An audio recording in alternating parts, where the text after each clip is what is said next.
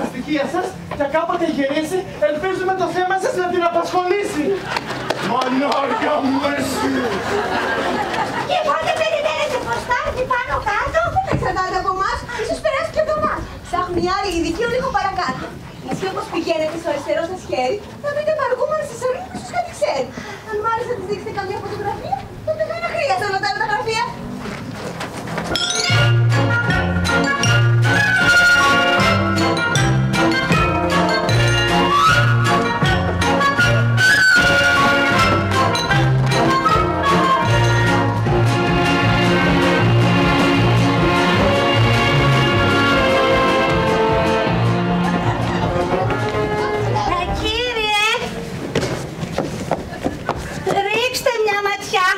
Στη φωτογραφία και αν σας θυμίζει τίποτε η προσωπογραφία, δεν είναι καθαρή πολύ, διότι η μηχανή την εμφανίζει να κοιτά με μάτια απλανή. Επίσης, σας πληροφορώ ότι το ζώδιόν της, Παρθένος ήταν παλιά, τώρα είναι τοξότης. Τα δυο μου μάτια δυστυχώς με καταράκτη πάσχουν και αυτό και πληροφόρηση καλή δεν θα παράσχουν. Επίσης, έχω πλην αυτόν και μια πρεσβειοπία και δεν διακρίνω μακρινά και κοντινά τοπία. Α, ή το κορίτσι εύθυμον και η φίλη της Φανή τη ζήλευε που από μικρή είχε καλή φωνή. Εύχομαι να είναι ζωντανή και αν τραγουδάει στη σκηνή σε κάποιο ροκ συγκρότημα, εάν αξίζει στη φωνή, αυτό μπορεί να μας φανεί μόνο στο χειροκρότημα. Ψάξτε σε συγκροτήματα με προσοχή μεγάλη. Εδώ στο μαγαζί αυτό μας τραγουδάει άλλη. Μην χάνετε το θάρρος σας ψάχνοντας, θα τη βρείτε. Καθίσετε αν θέλετε για να ξεκουραστείτε. Να δείτε κι εσείς ως ιερεύς. Για πες μου, πώς απέκτησες πληγή στο κεφάλι και αυτά τα μαύρα ράσα σου είναι σε μαύρο χάλι.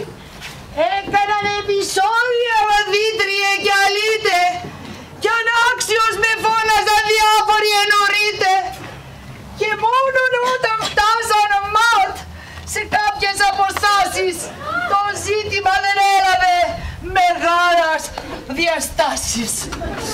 Κάτσε παππούλη μου εδώ λίγο και ξεκουράσου. Το κέντρο δέχεται εδώ και άνθρωπους του ράσου. Χρειάζομαι ανάπαυση, λιγάκι ας καθίσω. Στην κατάσταση αυτή πώς να ιερουργήσω. Πρέπει να πάω στα μαγαζιά, ύφασμα να αγοράσω και μέτρα να με πάρουνε για ένα νέο ράσο. Με κάλεσε ο βασιλεύς στο γάμο του ιού του και πώς στο γάμο να βρεθώ με ενδύματος τιού του. Αχ, τα ράσα ξαναγίνονται, το παν είναι η υγεία και αν χαθήσεις την ζωή είναι η δυστυχία. Είναι το τρίτο που καλώ με την ογλαγωγία, μα δόξα να έχει ο Θεός, πρωτίστως η υγεία. Όταν υγεία έχουμε και είμαι θα υγιής, τότε ειρήνη εν καιρόν θα έχουμε επί γης. Εμείς μια κόρη χάσαμε και μέχρι να τη βρούμε ποιος ξέρει αν εμείς θα ζούμε. Θα ευρεθεί, το θάρρος σας μη κάνετε, να έχετε πίστη στο Θεό και προσευχάς να κάνετε. Είδατε που σας έλεγα το μαγαζί κινείται και λίγο αν καθίσετε την κίνηση θα δείτε. Προτού περάσουν 2 λεπτά γεμίσαμε πελάτες. 3 επιπλέον έχουμε περαστικούς διαβάτες. Το πιο ευρύχωρο σαλούμ στην πόλη της Βερόνας προσφέρει και μία ατραξιόν εις τους συνδετημόνας.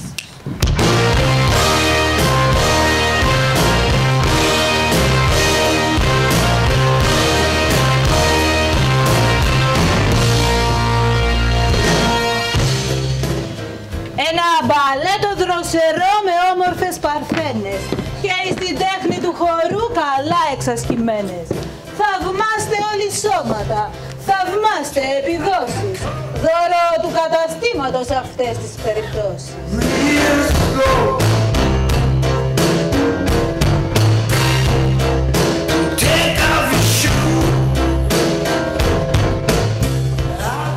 Τα ροζ μπαλέτα είμαστε, με δροσερά κορίτσια. Που εις τους άντρες κάνουμε όλα μίλατε στα καπρίτσια? Με ένα ροζ τηλέφωνο 13 ψηφίων μιλάτε με όποια θέλετε εκ των υποψηφίων.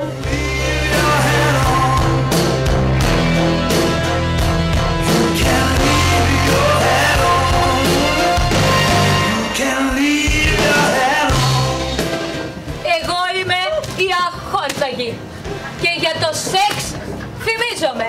Με αυτό το σλόγγαν πάντοτε στον τύπο διαφημίζομαι. Είμαι πολύ ακόρεστη. Το σεξ δεν το χορταίνω.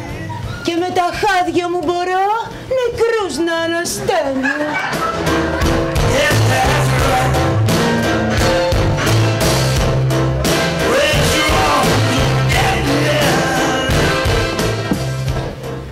Για σένα μόνο γδίνομαι. Είμαι αγριογάτα. Πάρε με τώρα και ό,τι θες. Κάνε τα δικά μου νιάτα.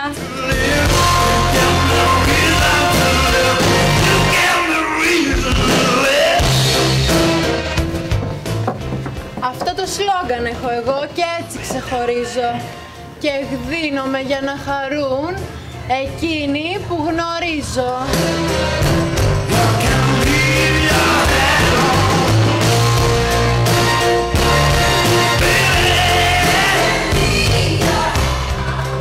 Για περιπέτειες καυτές και σε ξενές τάσεις, για όργια αισθήσεων πάρε με.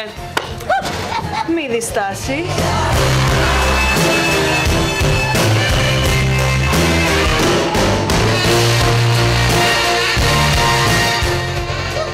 Με ένα τηλεφώνημα 13 ψηφίων, καυτές ανάσες θα έχετε στο αυτί πλησίων.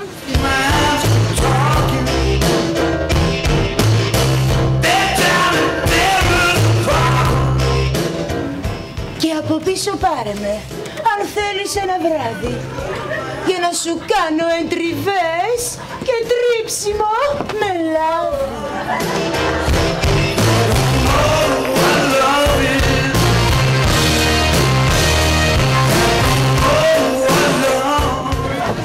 Τη διεύθυνση μου ζήτα απ' την κυρία Λίδα. Και θα σου πω και την τιμή για κάθε δεσποινίδα.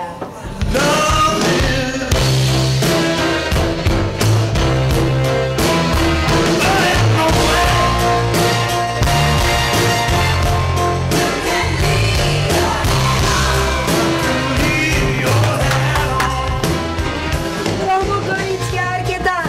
Φτάνει το νούμερό σας. Γέρους πελάτες έχουμε, κάνετε τον καιρό σας. Με ένα γέροντα παλμάκι ξεμοραμένο, αντί δουλειές θα έχετε τον κόπο σας χαμένο.